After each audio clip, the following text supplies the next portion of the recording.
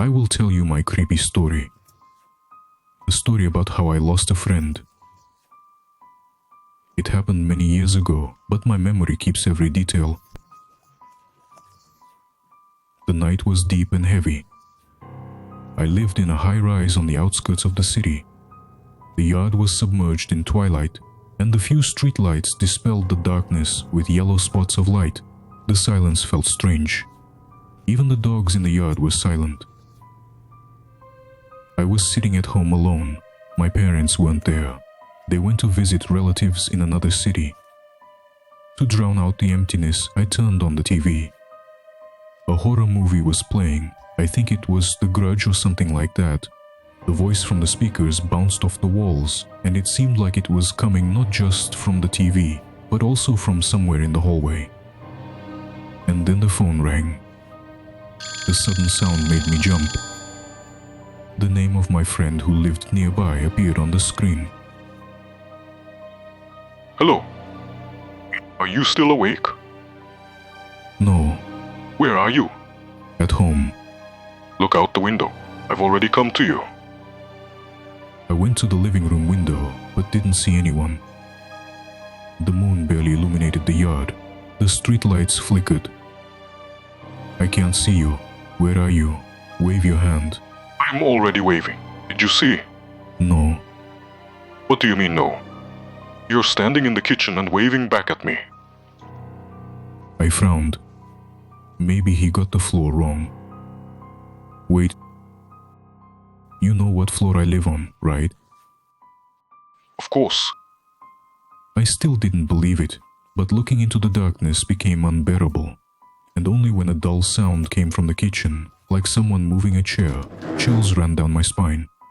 What do you mean? I can't see anyone and I'm not waving. Where are you standing? My voice trembled. Under your kitchen window. I felt a chill. The kitchen window faced the other side of the yard.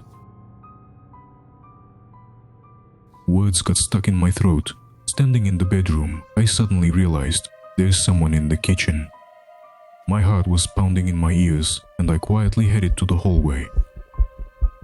On the right appeared the kitchen door, with a silhouette standing in the dim light behind it.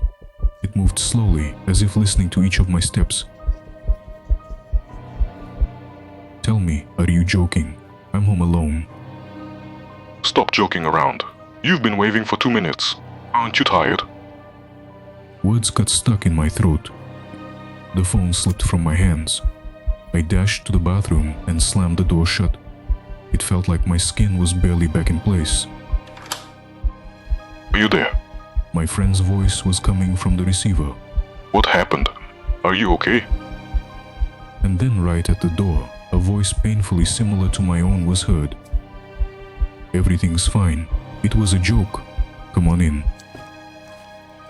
That wasn't me. I froze, unable to even breathe. The doorbell rang in the hallway. Come in. The door is open. A loud, unfamiliar voice echoed through the apartment. Go to the living room. I'm waiting for you. I heard him being dragged toward the living room, and how they began tearing every piece out of his body. I sat in a stupor, covering my mouth with my hand, trying not to make a sound. Inside, I desperately wanted to help him, but at the same time, I understood that in this terrible situation, there was nothing I could do. In the living room, I heard sounds of my friend struggling, the sound of bones crunching, and suddenly, silence. Everything went dark in my eyes, and I lost consciousness. I woke up in the hospital. My parents found me unconscious. They thought I had played too many scary games and imagined all of it. But when I tried to tell them about my friend, his call, how he stood by my window, his voice, no one understood who I was talking about. Neither my parents nor neighbors, not even the police. As if he never existed. And every time I'm alone in my apartment, it feels like the shadow still walks the corridor and my friend or someone, instead of him, is still waiting for me at the door.